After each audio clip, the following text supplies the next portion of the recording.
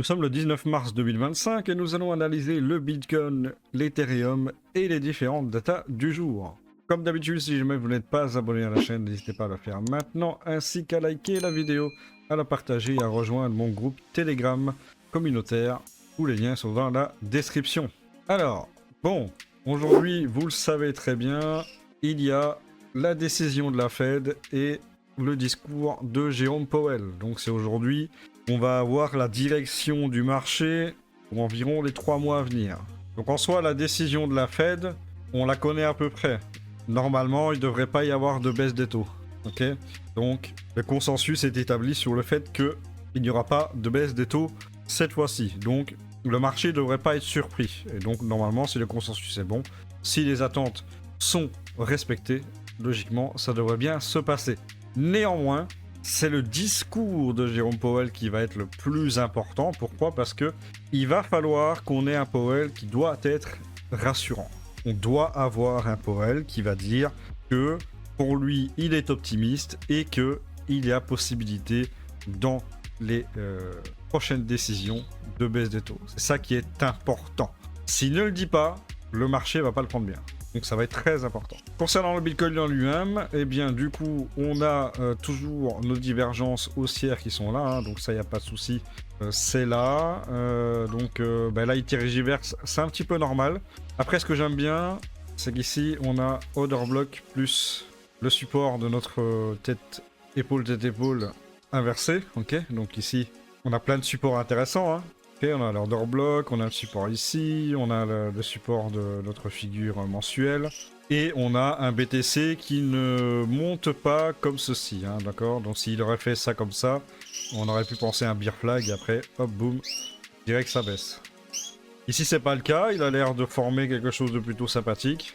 Ok, donc ça tergiverse. On a un petit range ici, hein, comme on peut le voir, hop, donc on range tranquillement. Il va devoir prendre une décision, soit partir à la baisse, soit partir à la hausse. Après, même s'il part à la baisse, il peut ici se reconsolider, ok, ici vers les 77 000, et ensuite pouvoir faire un joli W. Donc ça, c'est pas très grave, hein, si il revient dans cette zone ici, c'est pas très grave. Par contre, si il va chercher cette zone ici, là, c'est un peu plus chiant.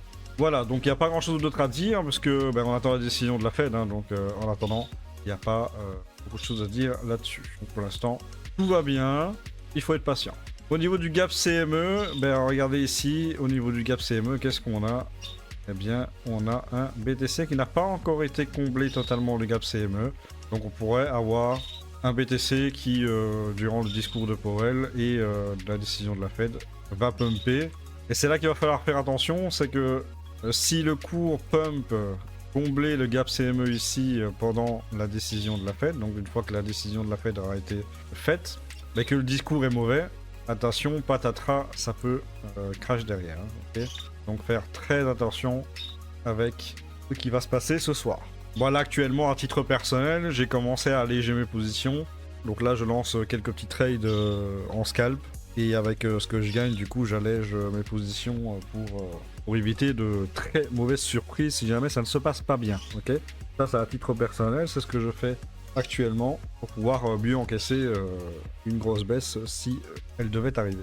Pour la Bitcoin dominance, globalement, on est sur un trend actuel qui est plutôt baissier. Pourquoi? Parce que, on regarde ici, nous avons une trendline baissière ici et attention quand même, parce qu'ici on a clairement un support. Okay, donc là on a un triangle descendant, et généralement quand on a un triangle descendant, on suit la continuation baissière. Donc ici, hop, on devrait avoir une décision à la baisse, et on aurait un target d'environ, faire ça simple, un retour ici vers les 60%. Ok, donc ça c'est une chose pour la Bitcoin dominance, donc potentiellement on pourrait redescendre vers les 60%.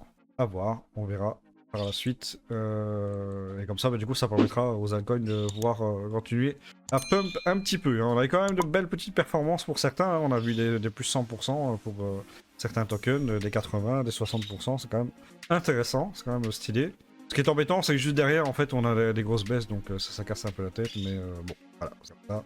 On n'est pas dans une position encore ultra bullish, donc pour le moment on est toujours sur un trend baissier. Donc tant qu'on n'a pas les cassures de structure, on est toujours baissier, donc il faut faire ultra attention. Pour l'Ethereum, ben, c'est une catastrophe, hein, franchement, catastrophe, hein, regardez-moi ça. Ici, on est vraiment une résistance qui refuse de passer. Ça refuse de passer, ça refuse de remonter. Après, si la décision de la Fed et le discours de Powell est plutôt bon, on pourra enfin casser tout ça et on va pouvoir remonter à la hausse au niveau de l'Ethereum, surtout qu'on a un shop hyper chargé. D'ailleurs, il est chargé aussi sur BTC, hein, à peu près pareil. Enfin, il me semble, je vais vérifier. Ouais, on voit le shop ici, il est chargé de la même manière.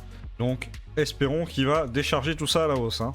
Un shop chargé comme ça sur l'Ethereum, et ça se décharge à la baisse, ça va être quelque chose dans ce genre-là. Hein. Okay. Donc, espérons que ça va aller à la hausse. Moi, je le verrais bien retourner vers 2100 ici, 2200, et après, on va commencer à casser les structures, on va partir sur un trend haussier avec un canal ascendant. C'est ce que nous espérons tous. Concernant le Total 3, ça se maintient plutôt pas mal. Donc là, on a eu un shop qui s'est complètement déchargé. Et là, on a un shop qui est en train de se recharger ici. On peut le voir, donc voilà. On va essayer de garder ça comme support. Sachant qu'il y a un support encore ici, hein, vers les 735 milliards.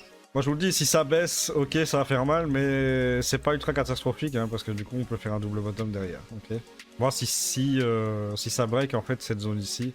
Là, ça risque d'être plus emmerdant. Là, on va faire du plus bas et ça va être encore plus casse-tête à ce niveau-là. Maintenant, si ça se passe bien, discours, décision, on va potentiellement essayer d'aller break au moins cette structure-là. Et la plus importante, c'est vraiment de break celle-là. Hein. Si on break ça, plus ça, là, c'est magnifique. Ça veut dire qu'on repart sur un trend dossier et on va faire du plus haut. Voilà, c'est clair et net. Donc, on attend de voir ce qui va se passer. Il n'y a pas grand-chose à dire hein, pour le moment.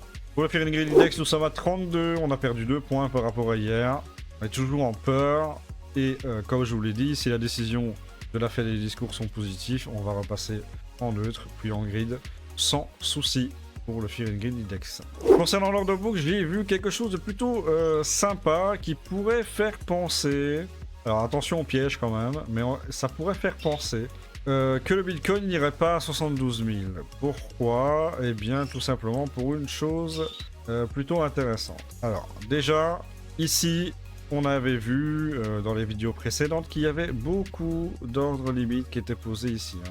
Vous voyez, hein, on avait des 1000 BTC là, des 1000 BTC là, on avait des 500 BTC, on avait des 400 ici, des 650... des 640, des 629, donc il y avait vraiment beaucoup de BTC ici. Mais maintenant il n'y a plus grand chose, ok? Il n'y a plus grand chose, et même ici on avait 975 ici BTC. Alors oui, maintenant je parle en belge parce que j'en ai marre de 15. Donc voilà, hein, bon. À chaque fois, je dois faire un effort mental en fait pour reconvertir, donc ça. Alors, du coup, ici on avait 975 BTC, et qu'est-ce qui s'est passé? Du coup, là, ils ont été enlevés. Okay, il n'y a plus les 975 BTC, il en reste 153 à 72 500, et justement, les 72 000, c'est le support où le prix devait rebondir, où le prix était attendu. Okay, tout le monde attendait ce prix ici. Ce ne fut pas le cas pour l'instant. Et du coup, les ordres ont été enlevés. Il y a cependant quand même 738 BTC qui sont à 66 660. Mais mis à part ça, sur le chemin, il n'y a pratiquement rien. Donc quasiment tous les ordres ont été enlevés. Et même ceux à 72 500. Et ce qui me fait penser qu'on pourra aller hausser, c'est tout simplement parce que, regardez, il y a 1087 BTC qui sont à 95 000. Et les 95 000, c'est la cassure de la structure ici pour repartir sur un trend dossier. Donc ça n'a pas été placé là par hasard, ok? Donc ça suggérerait... Alors attention au piège quand même, ok? En sachant qu'ici, les 929 BTC ont été enlevés aussi, hein, à 87 000 quelques, ils viennent d'être enlevés. Donc qu'est-ce que ça suggère? Si ce n'est pas un piège, voilà, moi je verrais la chose suivante. On va aller chercher les 95 000, donc le marché s'attend à aller chercher les 95 000, faire pourquoi pas un énorme short squeeze et repartir, ok? Et si ça a été enlevé ici, ça pourrait potentiellement faire penser que le marché pense que le prix n'ira plus à 72 500, comme c'était prévu à l'origine. Maintenant, attention, c'est peut-être un piège, ok? C'est peut-être un piège pour que ça monte, ok, c'est bullish les gars, on vous trace la voie, mais en réalité, boum, ça va cracher, ils vont en mettre des ordres. Donc, attention quand même, faut pas être naïf. Mais en tout cas, ce que je vois ici, c'est que là, on laisse le champ libre en fait jusqu'aux 95 000. Jusqu'à la neckline en fait ici de la structure. Et on a retiré ici les 72 500 où il y avait 975 BTC. Voilà, donc ça c'est l'info du jour. Ça pourrait suggérer qu'on aille chercher 95 000. Ce serait plutôt positif. Pour le calendrier économique, évidemment, très important, 19h décision de la Fed, 19h30 discours de Powell, donc ultra important. À 11h, on a aussi le prix à la consommation pour l'Europe. Et à 15h30, on a les stocks de pétrole américains. Voilà, donc évidemment, c'est à 19h que ça va se décider et à 19h30. Donc attention, ce soir, moi à votre place, personnellement, en tout cas moi personnellement, je ne ferai pas de trade à ce moment-là. Ou alors, voilà, j'ai peut-être... À la limite, j'ai peut-être tenté un pump. Si ça marche pas, je couperai le trade et... ok. Donc quand même faire très attention. Pour l'alcool season index, nous sommes à 31. On a remonté un petit peu. Donc rien à dire là-dessus.